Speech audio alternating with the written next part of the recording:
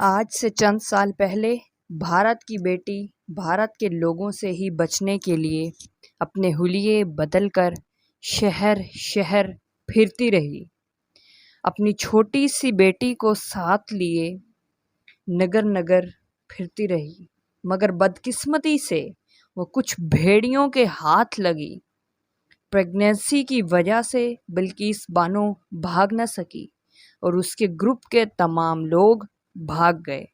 روتی بلکتی بھارت کی یہ بیٹی تن تنہا رہ گئی اور ان 11 گیدڑوں نے اس کو اپنی ہوس کا نشانہ بنایا.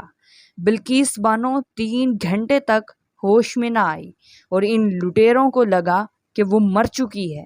بھارت کی یہ بیٹی حال و بے حال کسی سے کپڑا مانگتی ہے اور اپنے تن کو ڈھانپتی ہے.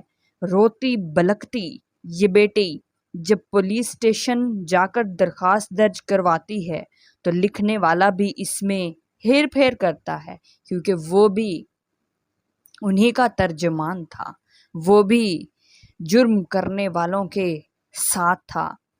آج 20 برس اس بات کو گزر گئے، مگر بھارت کی یہ بیٹی جس طرح 20 برس پہلے روتی بلکتی رہی، آج بھی اسی طریقے سے روتی بلکتی رہ گئی ہے، کیونکہ اس کو انصاف نہیں مل سکا. 15 اگست کو جب یہ فیصلہ کیا گیا اور اس کے تمام مجرموں کو رہا کر دیا گیا، بلقیس بانو آج بھی 20 سال پہلے چلی گئی ہے، جس کو بھارت کی یہ عدالتیں بھی انصاف نہ دے سکیں. بھارت کی بیٹی کی عزت تار تار ہوتی رہی، مگر یہ ٹنی، یہ فیمنسٹ، یہ سب خاموش رہے. بھارت کی ننھی پری کو بے قصور مار دیا گیا، مگر یہ ٹنی، یہ فیمنسٹ خاموش رہے.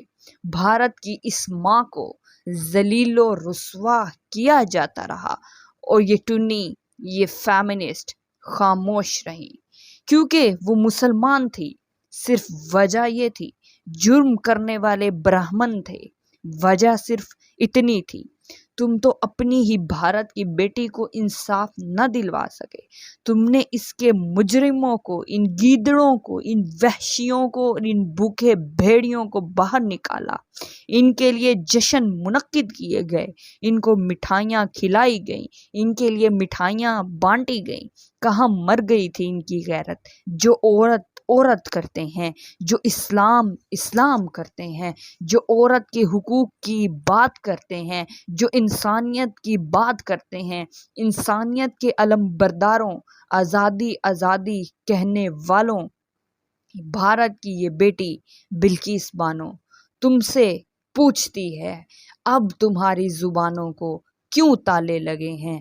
تم عورت کی آزادی مانگتے ہو. تم تو وہ لوگ ہو جو کہتے ہو کہ اسلام میں عورت کو کوئی آزادی نہیں ہے، جبکہ تمہارے مذہب کے اندر بہت آزادی ہے. اور ان فیمنسٹ کا یہ خیال ہے کہ اسلام میں کوئی آزادی نہیں، عورت کے کوئی حقوق نہیں، اور یہ عورت کے حقوق لینے کے لیے سرے بازار پھر رہی ہیں. تو بلقیس بانو کا یہ سوال ہے آپ تمام فیمنسٹ سے، آپ تمام ٹنیز سے، کہ آخر اس کے لیے، اس کے حق میں کسی نے آواز بلند کیوں نہ کی؟ سب خاموش تماشائی کیوں بنے رہے؟ یہ لمبی لمبی لائیو سٹریم کرنے والی ایکس مسلمز، فیمنسٹ کی سپورٹرز آخر کہاں ہیں؟ ان کی زبانیں اب کیوں نہیں چل رہی؟ کوئی تو بولے، کوئی تو آواز اٹھائے بلقیس بانو کے لیے، اس ننھی جان کے لیے جو بے قصور مار دی گئی، جو صرف اپنی ماں کے ساتھ تھی. اس کی ماں کا گینگ ریپ کیا گیا اور اس بیٹی کو مار دیا گیا، اس کو کچل کر ہمیشہ ہمیشہ کے لیے اس دنیا سے رخصت کر دیا گیا. آخر کوئی تو سوال کرے، کوئی تو فیمنسٹ اٹھے. یہ آزادی کے نعرے ہم نے بہت سنے، یہ تمہاری باتیں ہم نے بہت سنی، یہ لمبے لمبے جو آپ لوگ گفتگویں کرتے ہو، جو ڈسکشنز کرتے ہو، جو لائیو سٹریمز کرتے ہو، یہ ہم نے بہت سنی، مگر کوئی حق کی بات کرے، کوئی اس بیٹی کی بات کرے۔ یہ صرف ایک بلقیس بانو کی کہانی نہیں ہے، ہزاروں بیٹیاں اسی طریقے سے گینگ ریپ کا شکار ہو رہی ہیں، ہزاروں بیٹیاں اسی طریقے سے ذلیل و خوار ہو رہی ہیں۔ آخر کب تک خاموشی ہوگی ان فیمنسٹ کی، ان سناتنیوں کی؟ کب تک آپ خاموش رہیں گی اور صرف اسلام اسلام کرتی رہیں گی اور صرف اسلام کے خلاف آپ کی آوازیں اٹھتی رہیں گی؟ آخر ان کے حق میں بھی آواز ذرا بلند کیجئے۔